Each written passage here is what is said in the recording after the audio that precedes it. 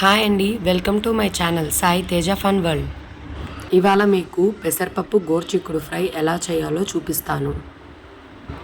ఒక అరగంట నానబెట్టిన పెసరపప్పు, ఉడకబెట్టి పెట్టుకున్న గోరుచిక్కుడుకాయ, ఆనియన్స్, పచ్చి కొబ్బరి తురుము, పచ్చిమిరపకాయల పేస్ట్, తాలింపు గింజలు, ఎండుమిరపకాయలు, వెల్లుల్లి.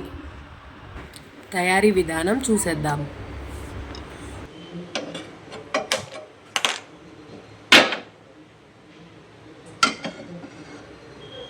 ఒక 2-3 స్పూన్స్ ఆయిల్. ఇప్పుడు తాలింపు గింజలు, ఎండుమిరపకాయలు వేసుకుందాం.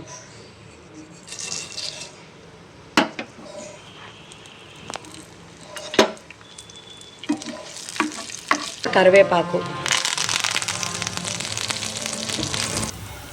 ఆనియన్స్,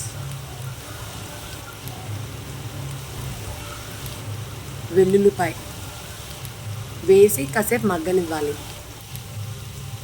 1.5 స్పూన్ సాల్ట్,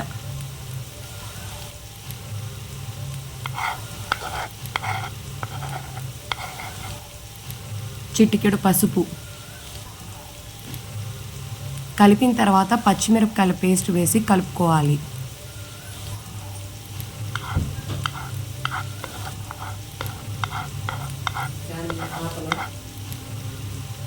ఇప్పుడు పచ్చి కొబ్బరి తురుము వేసుకుందాం.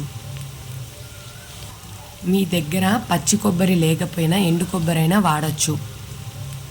బాగా కలుపుకున్నాక నానబెట్టిన పెసరపప్పు వేసుకోవాలి. పెసరపప్పు ఒక 10 నిమిషాలు బాగా మగ్గించుకోవాలి. మగ్గిన తర్వాత ముందుగా ఉడకపెట్టి పెట్టుకున్న గోరుచిక్కుడుకాయని యాడ్ చేసుకోవాలి. బాగా కలుపుకొని గోరుచిక్కుడుకాయని ఒక 5 మినిట్స్ ఫ్రై చేసుకోవాలి. గుమగుమలాడే పెసరపప్పు గోరుచిక్కుడు ఫ్రై రెడీ. మీకు కూడా నచ్చినట్లయితే లైక్ చేయండి, షేర్ చేయండి, సబ్స్క్రైబ్ చేయండి.